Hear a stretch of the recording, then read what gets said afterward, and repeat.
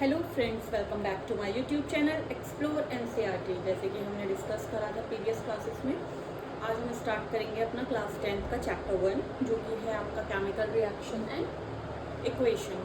ये आपका केमिस्ट्री का फर्स्ट चैप्टर है। तो पहले हम कुछ चैप्टर केमिस्ट्री के करेंगे, उसके बाद we will move on to the biology chapter. ठीक है, तो केमिकल रिएक्शन और इक्वेशन वाला जो चैप्टर है, इसमें हम क्या क्या पढ़ेंगे। एक तो मैंने समराइज फॉर्म में एक मैप बनाया है। इस चैप्टर में पहले हम पढ़ेंगे कि केमिकल रिएक्शंस क्या होती है, what is chemical reaction, what do you understand by chemical reaction. कोई भी सडन चेंज आप देख रहे हो अपने आसपास सराउंडिंग, कहीं ना कहीं किसी न किसी तरीके की केमिकल रिएक्शन हो रही है। आपने देखा होगा आपके घर पे पुराने कोई आयरन का कोई यूटेंसिल है या कूलर चलते थे पहले, तो उनमें रस्टिंग फॉर्मेशन हो जाती है। देखा होगा, रस्ट लग जाता है ना। तो वो क्या है, that is a chemical reaction.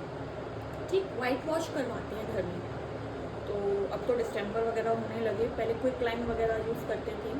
तो आपने देखा होगा जब उन्हें पानी में पहले हम सोक करते थे तो एक हिसिंग साउंड प्रोड्यूस होती थी, हीट निकलती थी। What is that, that is a chemical reaction. So basically हम केमिकल रिएक्शन किसको कहेंगे, जिसमें आप ऑब्जर्व कर रहे हैं। क्या ऑब्जर्व कर रहे हैं, चेंज इन स्टेट। यानी कि सपोज आपने वाटर रखा अपना बॉयल करने के लिए, ठीक, after boiling it changes it state from liquid to vapour. State change हो गई, लिक्विड था और वेपराइज फॉर्म में यानी कि गैसियस फॉर्म में हो गया। तो क्या है वो एक केमिकल रिएक्शन है। अगरबत्ती जलाते हो, धूप बत्ती जलाते हो, इंसेंस स्टिक जब पूजा करते हो, क्या होता है, वो गैस है, फैल जाती है ना, पूरे रूम में आपके फैल जाती है। तो क्या हुआ, आपने एक हार्ड स्टिक ली, उसको बर्न करा, वो किस फॉर्म में चेंज हो गई, आपकी गैसियस फॉर्म में चेंज हो गई। यानी कि changing of state from one two another, it is also a type of a chemical reaction. दूसरी टाइप की अगर हम बात करें, चेंज इन कलर। कलर अगर किसी भी रिएक्शन का चेंज हो जाता है, that is a chemical reaction. आप करोगे आगे, 10th में ही है, आपके प्रैक्टिकल्स हैं, टाइट्रेशन का प्रैक्टिकल है, एसिड बेस की टेस्टिंग जो होती है, वो जो पीएच यूज़ करते हैं, pH indicator, pH paper, colour change हो जाता है। तो क्या है वो, that is a chemical reaction. Change in temperature, temperature change हो गया आपकी रिएक्शन का। जैसे मैंने बताया, आपने लाइम सोडा वाटर में डिजोल्व करा, हिसिंग साउंड, हीट निकल गई।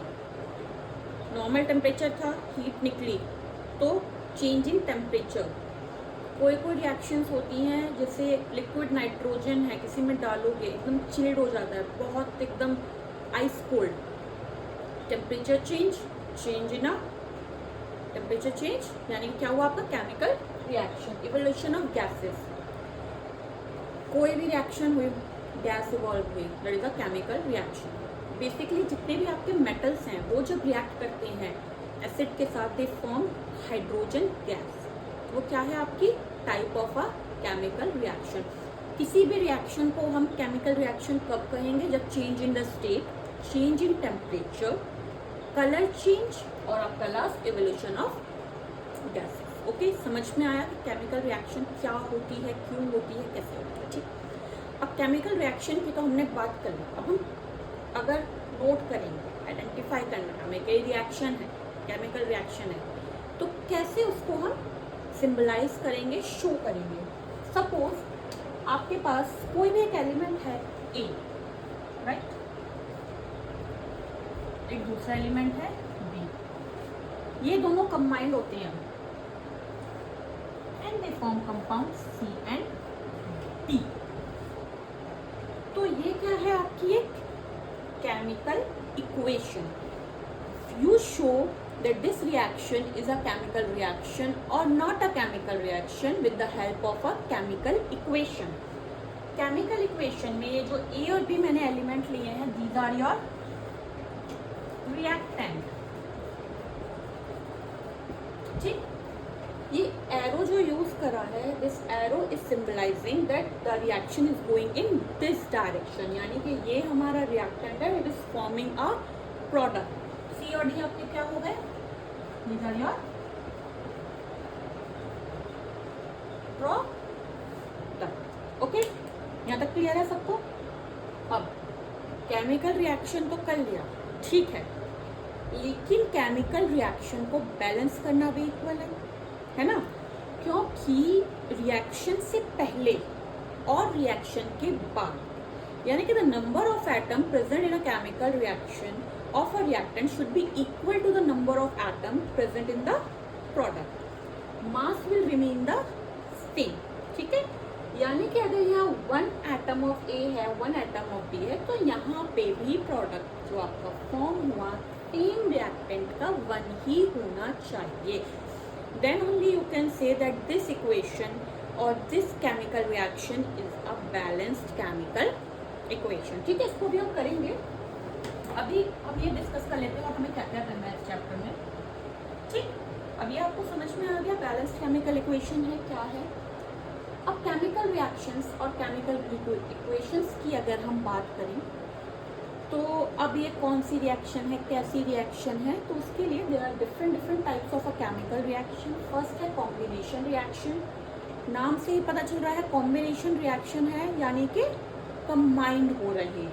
ठीक है, डीकम्पोजिशन रिएक्शन, डीकम्पोजिशन यानी कि ब्रेक डाउन हो रहा है, सेपरेट हो रहे हैं, दैट इज योर डीकम्पोजिशन।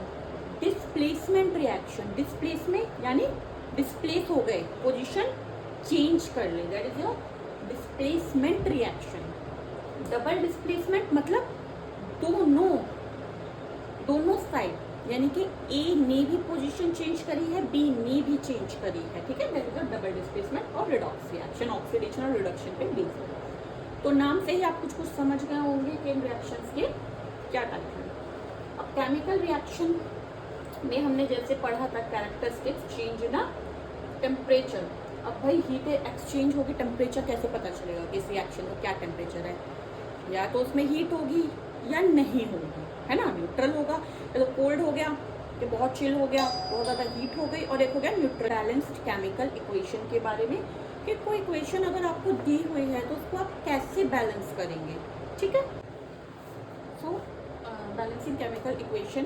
ठीक है, स्टार्ट करते हैं। पहला स्टेप क्या है, जिस भी इक्वेशन को आप राइट कर रहे हैं उसको पहले अल्फाबेटिकल फॉर्म में अपना लिख लीजिए। For example we are taking zinc react with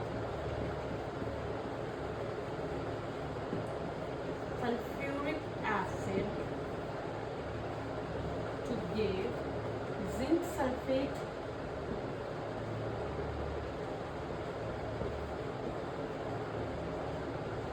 plus hydrogen. Second step क्या होगा, इस केमिकल इक्वेशन को आप इसमें लिखेंगे केमिकल फॉर्मूला में। ठीक, now you will write zinc react with sulphuric acid to give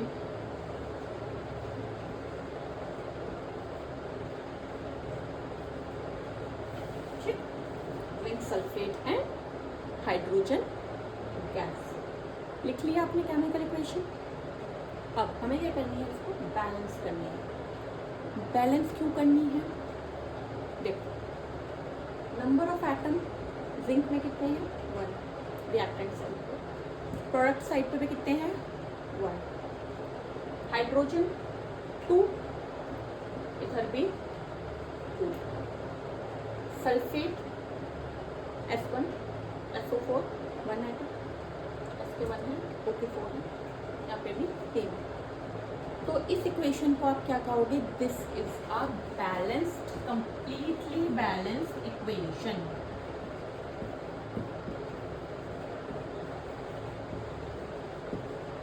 ठीक है, ये इक्वेशन हमारी कंप्लीट है, इसको हमें बैलेंस करने की रिक्वायरमेंट नहीं है।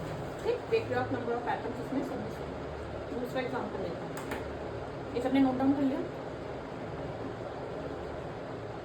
ओके।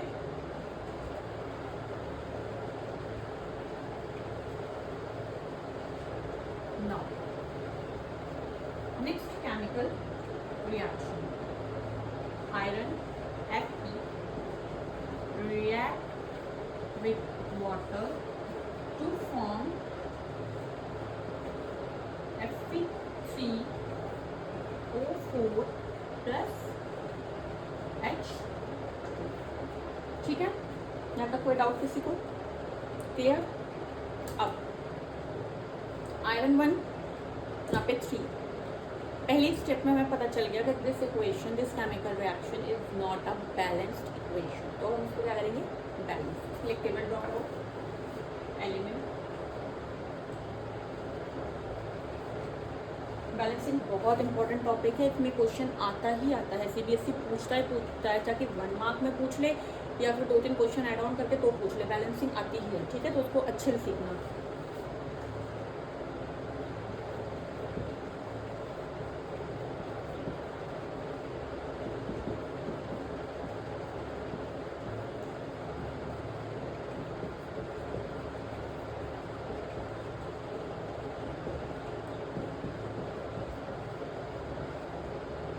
रिएक्टेंट का लेफ्ट हैंड साइड पे क्या देते हैं? प्रोडक्ट को राइट हैंड साइड, क्योंकि राइट हैंड साइड पे लिख रहे हैं, लेफ्ट हैंड साइड पे लिख रहे हैं। ठीक है, नाउ एलिमेंट कौन कौन से हैं? Write down. Iron, hydrogen, oxygen, 3 element है। ठीक है, पहले हम रिएक्टेंट साइड की बात करेंगे, यानी कि इस साइड की बात करेंगे। ठीक है, आयरन में कितने हैं? 1, hydrogen 2, oxygen 1। Move on to the product side. Product iron में कितने हैं? 3, ऑक्सीजन 4, हाइड्रोजन 2। अब इस टेबल में आप देख रहे हो, हाइड्रोजन तो ठीक है, बैलेंस है, लेकिन आयरन और ऑक्सीजन आर अनबैलेंस्ड। अब हम इनको बैलेंस करेंगे। कैसे करेंगे? पहले सबसे हम हायर वाले पे चलते हैं। ठीक है, यानी कि ऑक्सीजन में सबसे ज़्यादा इसमें है, तो इससे स्टार्ट करेंगे हम करना। ठीक है, ऑक्सीजन के यहाँ पे 4 है, रिएक्टेंट में 4 लगा दो। ठीक, अब हाइड्रोजन के यहाँ पे कितने हो गए? 4 2 है ना, 2 ये हो गए, 4 ये हो गए। यहाँ पे क्या लगा दोगे आप? 4। ठीक है, हाइड्रोजन बैलेंस हो गया, वहाँ पे यहाँ पे भी बैलेंस है। ऑक्सीजन के 4 वहाँ पे, 4 यहाँ पे बैलेंस है। अब बचा आयरन, आयरन के 3 यहाँ पे है। हो गए बैलेंस इक्वेशन, हो गई। आयरन के 3, आयरन के 3, हाइड्रोजन के 4 2 6, 4 2 6, ऑक्सीजन के 4, ऑक्सीजन के 4। तो अब इक्वेशन क्या हो गई आपकी? कंप्लीटली बैलेंस्ड इक्वेशन हो गई है। समझ में आया? क्लियर? ठीक है, ये आपकी एक कंप्लीट बैलेंस इक्वेशन हो गई है। आपको ऐसे भी दे सकते हैं क्वेश्चन, जैसे अभी इक्वेशन थी जब ये बैलेंस नहीं थी, वो दे देंगे और आपसे कहेंगे कि बैलेंस द इक्वेशन। तो इसी तरीके से टेबल ड्रॉ करो, देख लो कहाँ पे बैलेंसिंग की ज़रूरत है हमें। जैसे यहाँ पे हमने लिख दिया था, पहली वाली में सारे बैलेंस थे, एटम काउंट कर लेना, नंबर ऑफ एटम। ठीक है, बैलेंसिंग इक्वेशन हम इसलिए करते हैं क्योंकि जो नंबर ऑफ एटम है before the reaction and after the reaction on both the side, whether it is the reactant और product, will be remain the same. ठीक है, वो चेंज नहीं होता, वो घटते बढ़ते नहीं हैं। तो इसलिए we need to balance the equation. ठीक है, आज हमने बैलेंसिंग वाला टॉपिक करा है। कुछ क्वेश्चन का प्रैक्टिस करेंगे एनसीईआरटी के, बाकी मैं भी करवाऊंगी, बैलेंसिंग के क्वेश्चंस करवाऊंगी आपको कल की क्लास में। कल की क्लास में हम सिर्फ बैलेंसिंग के क्वेश्चंस ही करेंगे, उनकी ही प्रैक्टिस करेंगे कि कैसे बैलेंसिंग करनी है हमको। ठीक है, क्योंकि ये बहुत इंपॉर्टेंट टॉपिक है, इसमें से क्वेश्चन भी आता है, तो वी कांट स्किप दिस। तो इसकी प्रैक्टिस करेंगे अच्छे से। उसके बाद we will move on to the type of reaction. अलग अलग टाइप को सिंगल सिंगल करके पढ़ेंगे, क्योंकि we are having a ample of time, तो अच्छे से उसको प्रैक्टिस करेंगे। ठीक है, अगर वीडियो अच्छी लगी हो तो please subscribe my channel and press the like button. Okay, thank you, मिलते हैं नेक्स्ट वीडियो में। इसमें हम आगे बैलेंसिंग के कुछ एग्जांपल्स करेंगे और we will move on to the type of chemical reaction. Bye bye.